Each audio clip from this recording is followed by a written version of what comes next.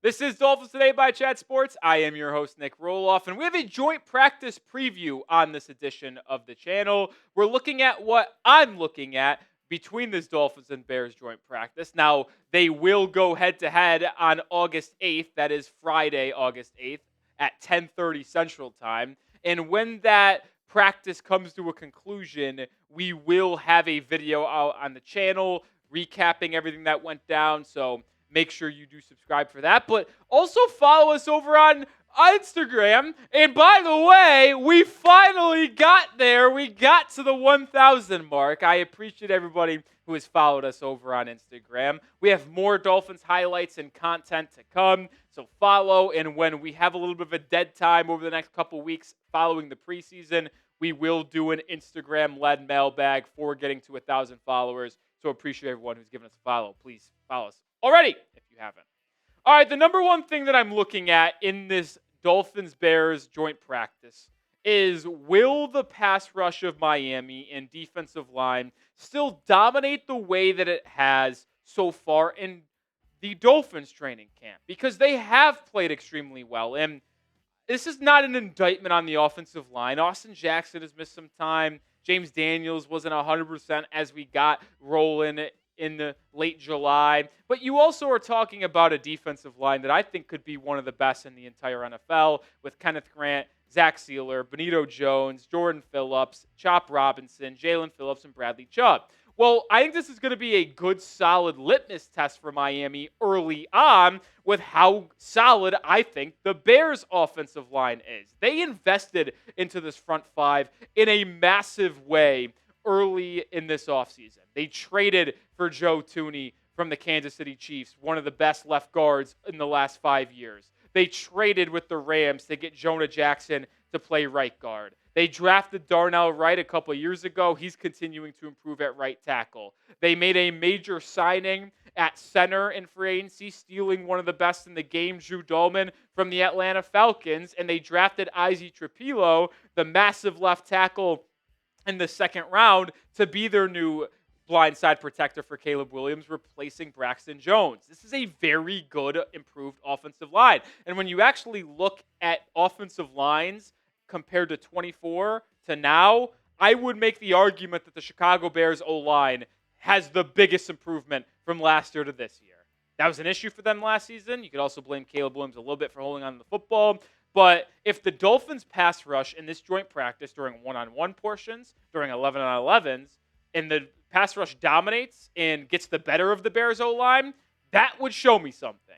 It's one thing to continuously dominate the Dolphins' offensive line, which, even though I think is better, is not solidified, and it's not one that I think people feel the most confident in from an outside perspective, because we just haven't seen it. It's not established. But if the defense dominates the Bears O-line with a bunch of established players on it and veterans, that will show me that this pass rush is as good as I think it will be and can be. So that is the number one thing that I'm looking for. On the flip side of the trenches, the number two thing I'm looking for is, how does our O-line hold up? Obviously, it's been very hit or miss with our offensive line against defensive line. In one-on-one situations and drills, Patrick Paul has dominated. We've seen Jonah Savianaya put together really good reps as well. But when we've gotten to 5-on-5 and full pads and 11-on-11s, it's been a very up and down tenure for Miami. Now, obviously, Austin Jackson is not going to be available due to his lower body injury, but this pass rush for the Chicago Bears in their defensive line is pretty solid. Is it as good as Miami's? No, I would certainly have the Dolphins front five way higher than the Bears front five they can throw together, but it's not a bad front grouping whatsoever. They grabbed Grady Jarrett, another player they stole from the Falcons, in free agency. Montez Sweat had a little bit of a down year last season, but was one of the best edge rushers the year prior. They drafted Shamar Turner in the second round. Former second-round pick Javon Dexter Sr. has done some nice thing. And Dio is actually a pretty underrated edge rusher as well. So it's a good defensive line. I think it's an average to slightly above average group in the National Football League, and it's a good early test for this offensive line. It's the perfect one. It's not one that is too unbelievably good like the Philadelphia Eagles to where it could actually be a negative in terms of not being able to get good reps and not build some confidence. It's just right in the middle. You'll have some good plays. You'll have some bad plays. Now, it's unfortunate we won't have Austin Jackson with us for this joint practice because I would have liked to see your projected starting lineup of Paul, Jonah, Aaron, James, and Austin play together against a different NFL defensive line. But I'm excited to see how this O-line holds up against the Chicago Bears. And what is your confidence level? It's the pinned comment on today's show. In this O-line this upcoming year, it's certainly much better than the years in the past season because last year was pretty rough. But scale it for me down in the comments, 1 through 10. The third thing that I'm looking for is an individual matchup. It's second-year UDFA Storm Duck going up against the pass catchers in Chicago, more specifically DJ Moore. Because I think throughout training camp so far, Storm Duck has been the CB1 for this squad. He has consistently gone toe-to-toe with Tyreek Hill in one-on-one drills and when the Dolphins go to 7-7 and 11-11. If he goes out there and performs well against DJ Moore, Rome Odunze, Luther Burden, in team practices as well as the individual one-on-one, well, that will show me a lot because he did some nice things late last season when he replaced Cam Smith in the secondary and started opposite of Jalen Ramsey with Kendall Fuller being hurt. But we were also playing teams that weren't very good. Like, we were playing the Jets. We were playing the Browns, the 49ers in the final 3 weeks of the year.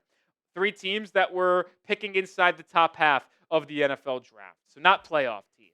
So you can't really point to what he did last year as a true indictment on how he is as a player. Plus, he was a first-year UDFA. He has more confidence now. He's understood what it takes to be a professional in the National Football League. And if we're looking at the Dolphins cornerback situation right now, I'm obviously not in the building, but I would probably assume that if you had to roll 2 boundary corners out there right now, it would likely be Storm Duck and Jack Jones. I think Mike Hilton would be your nickel corner and be that Cater Cove replacement. But if you're talking boundary outside guys, I think it would be Duck, Jones, Hilton on the inside, and then you obviously have Minka and Iafatu Melifonwu back deep playing safety. So I can't wait to see how the secondary, specifically Storm Duck, holds up because the Bears do have elite weapons.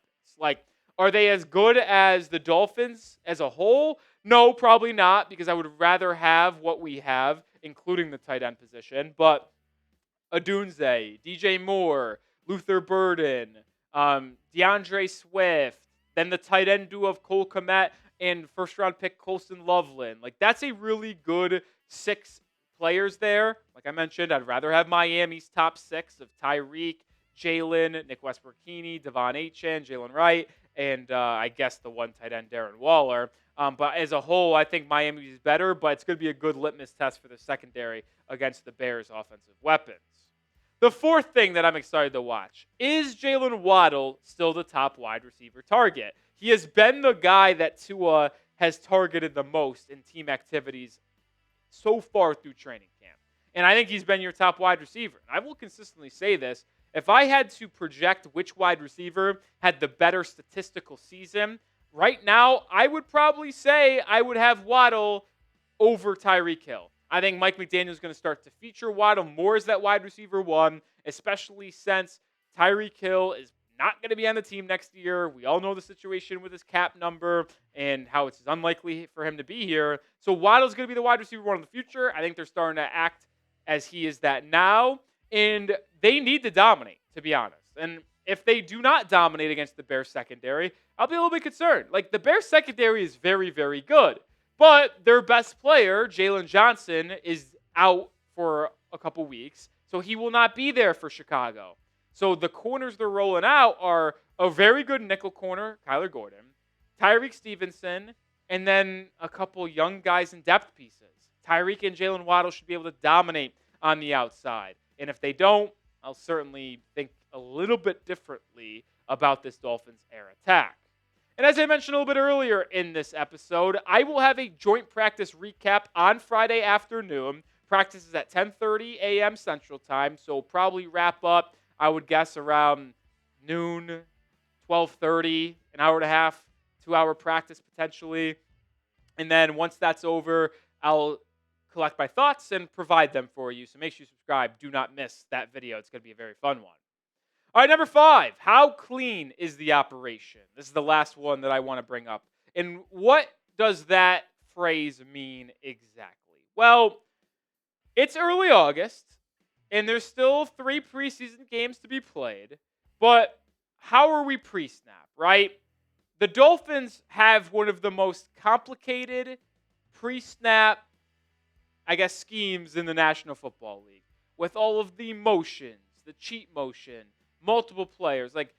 It's just so complicated to where it could take some time for everybody to be on the same page and everybody to be set. So can we limit the pre-snap penalties, no false starts, no illegal motions, and have that? Do I expect a lot of penalties to potentially be occurring? I do, because it is early August. But that's why I'm also taking a look at it. How messy is it? Is it really messy? If it's pretty clean, well, then I feel pretty good about where we are in early August from a procedural standpoint.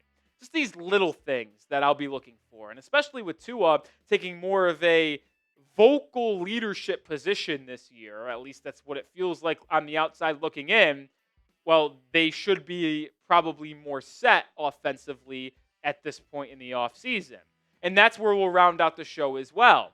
The Dolphins have the better quarterback between these two teams. Will it be that way in 4 years from now? That remains to be seen. But right now, this season, week 1 in August, the Dolphins have the better quarterback. I want that to show. I want it to be clear that Caleb Williams is not in the same tier as Tua Tagovailoa when it comes to starting caliber quarterbacks in the National Football League. They are not in the same tier. And Caleb Williams is still in that young QB range in the early to mid-20s. Tua, to me, is in that solid starting quarterback range that is top half in the NFL, ranging anywhere between 10-11 to 15-16. So I hope that shows this upcoming Friday morning's joint practice. And before we get out of here on this show, I do want to know your thoughts. Who is the better football team? Try to be unbiased. If you can, that would be absolutely great. Type MIA for the Dolphins. Type CHI for the Bears. I think the two teams are very, very similar, but I give Miami the slight edge just because they have the better quarterback. But let me know your thoughts, and I'll see you tomorrow with another video.